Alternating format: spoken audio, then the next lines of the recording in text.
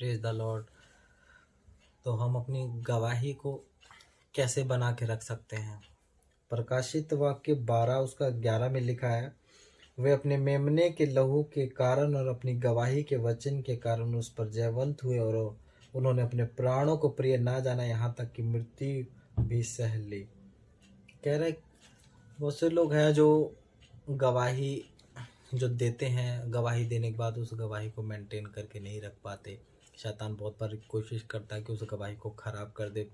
जैसे कि कोई व्यक्ति नशों से आज़ाद हो गया और नशों से आज़ाद होने के बाद 1 साल 2 साल बाद उसने अपने आप को चेक किया, चेक करने के बाद फिर वो गवाही देने के लिए चर्च में गया, गवाही दे दिया और फिर लाइफ में कुछ ऐसा हुआ, फिर लाइफ में ऐसा कुछ हुआ कि तलब सी लग रही है, कोई गलती हो गया या कुछ भी ऐसा हो गया, तलब सी लग रही है, तो उस व्यक्ति को अपनी गवाही को एकदम मेंटेन करके रखना है, क्योंकि शैतान उस गवाही को कभी भी ख़राब कर सकता है।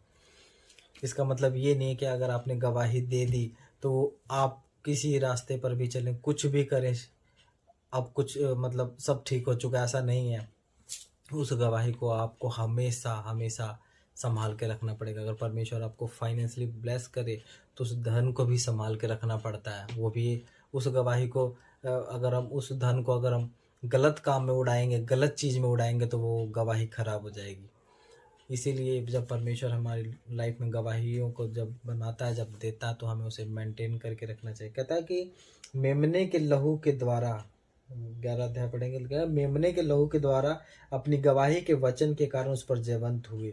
मतलब वो जो व्यक्ति ये सोच चुका है कि कुछ भी हो जाए मैं अपनी गवाही को खराब नहीं होने दूंगा, वो अपने मन में ये सोचता है कि मेमने के लहू के द्वारा मैं कोई भी, वो सोचता है कि मेरे ऊपर मेमने का लहू लगा हुआ है। वचन ये कह रहा है कि मेमने के लहू के द्वारा अपनी गवाही को वो व्यक्ति बना कर रखता है।